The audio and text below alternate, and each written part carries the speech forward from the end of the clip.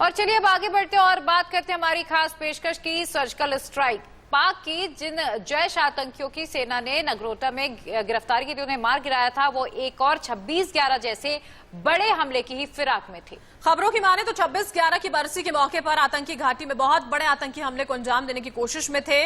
सेना की चौकसी और शौर्य के चलते ये बड़ा काल जो है वो टला और इस एनकाउंटर के ठीक बाद प्रधानमंत्री नरेंद्र मोदी ने एक हाई लेवल मीटिंग बुलाई, जिसमें national security adviser Ajit Doval, army chief Naravane, military intelligence के अधिकारियों के साथ दूसरे खुफिया विभाग के प्रमुख भी थे। और वही सूत्रों के हवाले से ये खबर आई है कि पीओके में आतंकियों के बड़े लॉन्चिंग पैड पर करीब 300 जिहादी घुसपैठ की फिराक में बैठे थे। यानी पाकिस्तान बातों की भाषा नहीं समझ रहा है।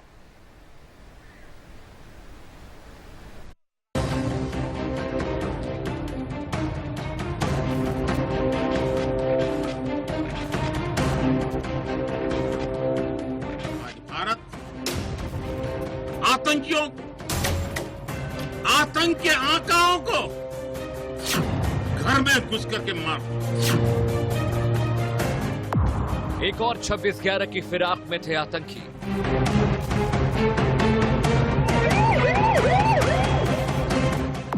तीन 300 जिहादी भारत पर हमले के लिए तैयार।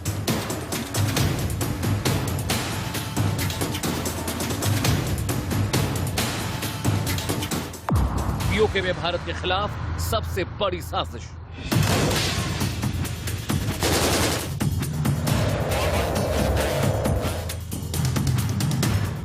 पीएम मोदी ने बुलाई high level defence meeting.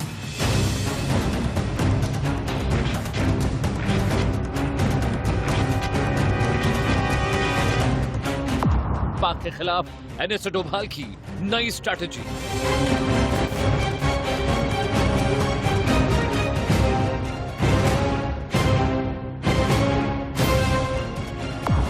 Strike का आतंकी भूत बातों से नहीं मानता।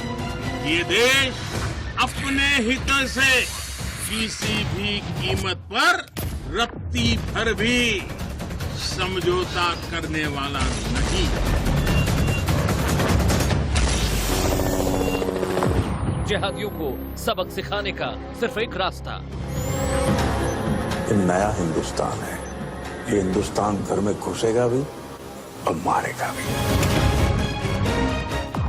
सर्जिकल स्ट्राइक एट पाक।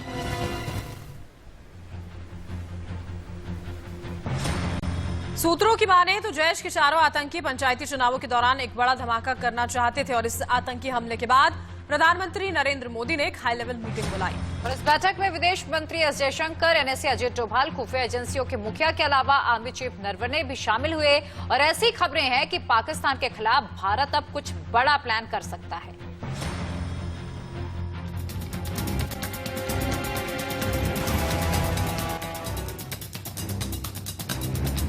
एक और 26/11 की फिराक में थे आतंकी। सेना के शौर्य ने नाकाम किया बड़ा आतंकी हमला। जैश की थी घाटी में बड़े धमाकों की प्लानिंग। पीएम मोदी की एनएसए आर्मी चीफ के साथ high level meeting.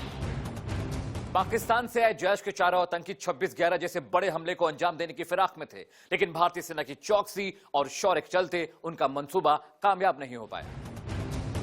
Jammu Kashmir के नगरोटा में आतंकियों के साथ मुठभेड़ को लेकर प्रधानमंत्री नरेंद्र मोदी की अगुवाई में एक हाई लेवल मीटिंग हुई है।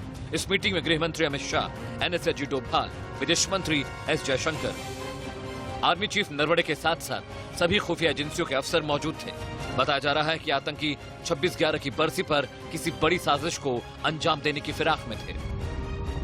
खुफिया इनपुट के बाद पुलिस ने नगरोटा इलाके में सुरक्षा व्यवस्था सख्त कर दी थी और हर नाके पर गाड़ियों की जबरदस्त चेकिंग चल रही थी। इसी दौरान श्रीनगर जम्मू हाईवे पर सुबह 4:20 पर कश्मीर की तरफ से आ रहे एक ट्रक को जवानों ने चेकिंग के लिए रोका, लेकिन चेकिंग के दौरान रोकते ही ट्रक का ड्राइवर उतरकर भाग निकला।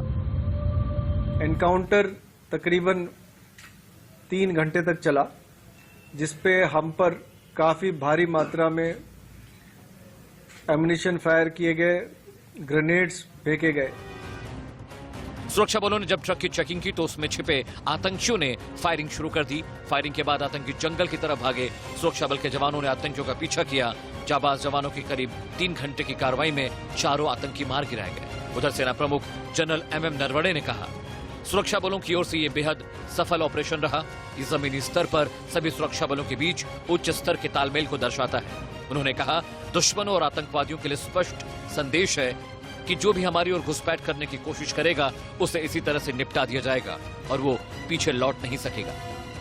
मैं उनकी मूर्खता पे दाद देता हूं कि ये ऐसी कार्रवाई वो कैसे सोच भी सकते थे कि 26/11 जैसे घिनौनी हरकत जो उन्होंने करी, जो पूरी इंसानियत के खिलाफ उन्होंने करी, उसकी वह एनिवर्सरी मनाना चाहते थे।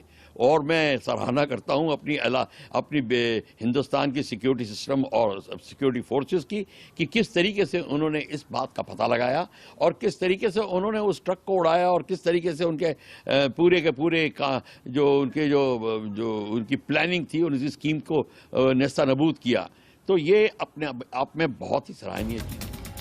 जम्मू कश्मीर में बड़ी आतंकी साजिश को नाकाम करने के लिए प्रधानमंत्री मोदी ने सुरक्षा बलों को धन्यवाद किया है। पीएम मोदी ने ट्वीट में लिखा, पाकिस्तान स्थित आतंकवादी संगठन जैश ए मोहम्मद से जुड़े 4 आतंकवादियों को निष्प्रभावी करना और उनके साथ हथियारों और विस्फोटकों की बड़ी मात्रा में मौजूदगी इंगित करती है कि बड़े कहर और विनाश को मिटाने के उनके प्रयासों को एक बार फिर से विफल कर दिया गया है। इसके बाद अपने दूसरे ट्वीट में पीएम ने भारतीय सैन्य बलों को धन्यवाद देते हुए लिखा, हमारे सुरक्षा बलों ने एक बार फिर अत्यंत बहादुरी और व्यावसायिकता प्रदर्शित की है। उनकी सतर्कता के लिए धन्यवाद। उन्होंने जम्मू और कश्मीर में जमीनी स्तर पर हो रहे लोकतांत्रिक प्रयासों को निशाना बनाने वाले एक नापाक साजिश को हराया है। आज भारत आतंकियों को, आतंक के आकाओं को घर में घुस करके मारता है। आज दुनिया ये जान रही है, समझ रही है कि ये देश अपने हितों से किसी भी कीमत पर रत्ती भर भी समझौता करने वाला नहीं है। दिवाली के दिन प्रधानमंत्री नरेंद्र मोदी ने जैसलमेर से यह बात कही थी और भारतीय सेना ने इस बात को साबित करके दिखा भी दिया। आज प्रधानमंत्री मोदी ने एक हाई लेवल मीटिंग बुलाई थी जिसमें NSA डोभाल थे, सेना प्रमुख थे। ऐसी खबरें आ रही हैं कि इस मीटिंग में पाकिस्तान के खिलाफ एक खास तरह की स्ट्रेटेजी पर बातचीत की गई थी। Amit Singh, India news. और आइए अब आपको पाकिस्तानी मीडिया में चल रही एक बहस दिखाते हैं। ये बहस जिसे सुनने के बाद इस बात की तस्दीक हो जाती है कि पाकिस्तान इंडियन आर्मी और national security adviser Ajit Doval से कितना खौफ खाता है। भारत जो है हर मामले पर पहलकारी कर रहा है और जो भी कहते हैं इनिशिएटिव की लड़ाई उनके हाथ में, हमारी तरफ से सिर्फ रद्द-ए-अमल आ रहा है। और जैसे जफर इलाही साहब फरमा रहे थे कि वो भी बड़ा रिस्ट्रेंट किस्म का आ रहा है। उन्होंने हर अपना जो कमिटमेंट था UN रेजोल्यूशन में सेल्फ डिटर्मिनेशन प्लेबिसाइट को वायलेट करके रद्द कर दिया है। तो मैं ये जानना चाहता हूं, CPEC प्रोजेक्ट्स पे उन्होंने अटैक करना है और हर किस्म के गद्दार और डिसिडेंट्स, बलोच और सिंधियों को जो भी अल है उनको सपोर्ट करता है। तो मैं आपसे ये कहना चाहता हूं, ये कोई नई बात नहीं है। मैं आपको बताना चाहता हूं कि ये डोभाल ने बताया था।